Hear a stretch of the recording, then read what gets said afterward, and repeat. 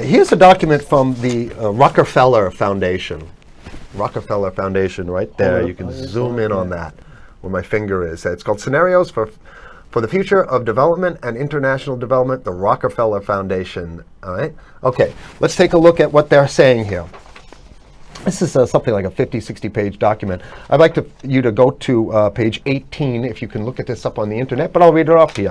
It's called Lockstep. Lockstep. In 2010, they published this, Rockefeller Foundation, and here's what they're saying. They're saying that they call it a scenario. These are scenario narratives, and they speak about it in the past tense. So they put out this scenario, Lockstep. A world of tighter, top-down government control and more authoritarian leadership with limited innovation and growing citizen pushback. Okay, I'll read a little bit of it. In 2012, the pandemic that the world had been anticipating for years, nobody was anticipating a pandemic, finally hit.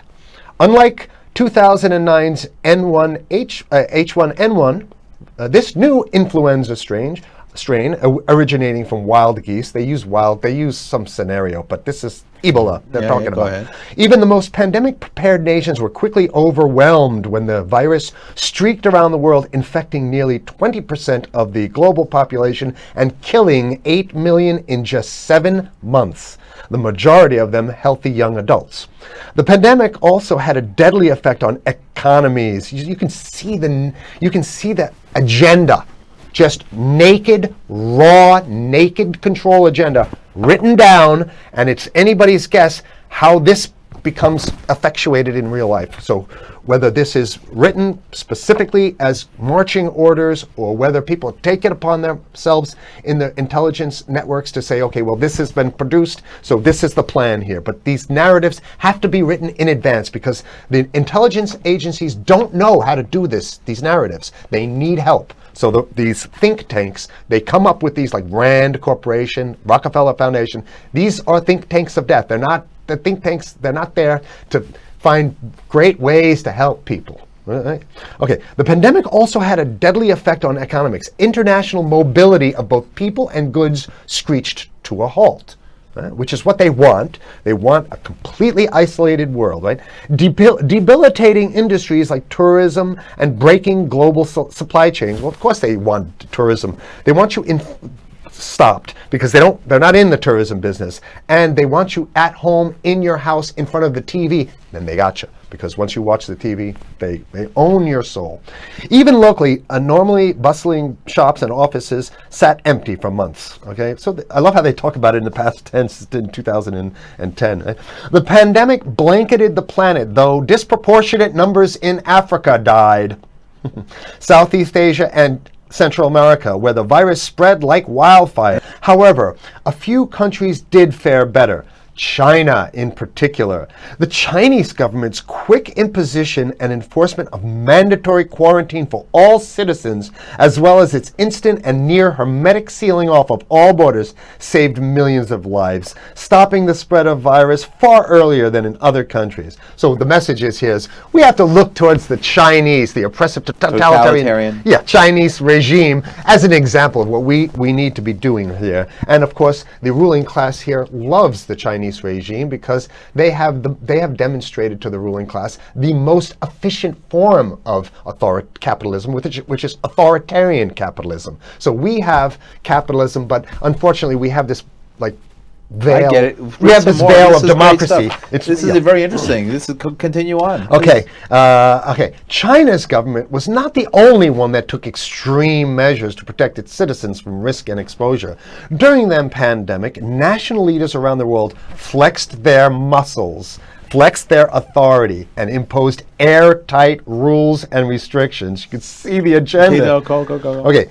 From the mandatory wearing of face masks to body temperature checks at the entries to communal spaces like that's what's happening right now. Yeah, but soon it's going to be like body. It'll be at the subway. Yeah, is that what you're saying? We'll be going through this in the subway to get on the buses and the subway. Absolutely, it's a dragnet for everything. So if in order for you in other words, just like with stop and frisk, this is ultimate stop and frisk. This is the ultimate cavity stop and frisk, cavity search kind of thing.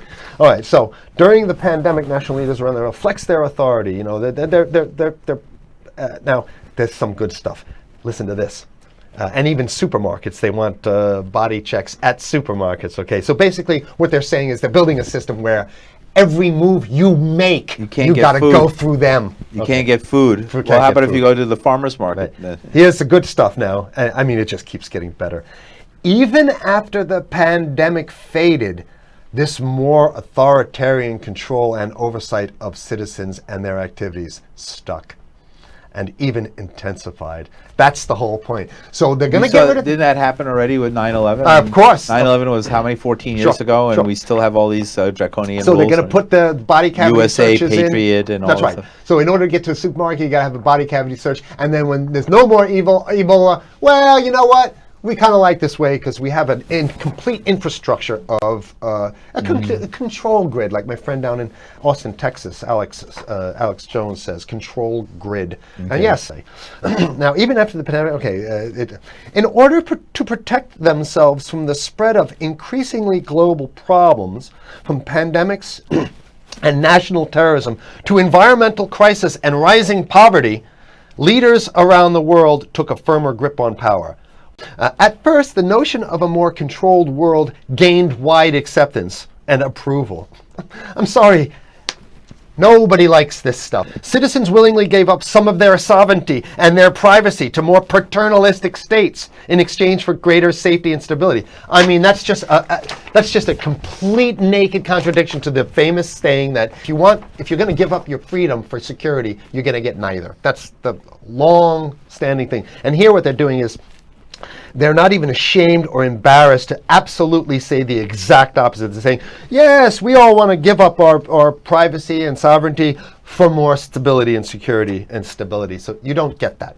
When you give it up like that, you get the shaft. That's right. Okay. What good people do? What's the hope? You have 30 seconds. To wake up, learn about it, and go fight these bastards in Washington. They're easy to beat. If we can just organize, we can beat them. It's simple. They're weak, and there's so few of them. Are there any organizations that you see that are doing this? Well, it's hard to tell because the most VOXnews is out there every day. All right, VOXnews. VOXnews. And we'll see you next week. Welcome to Let Them Talk, and we'll see you again next week.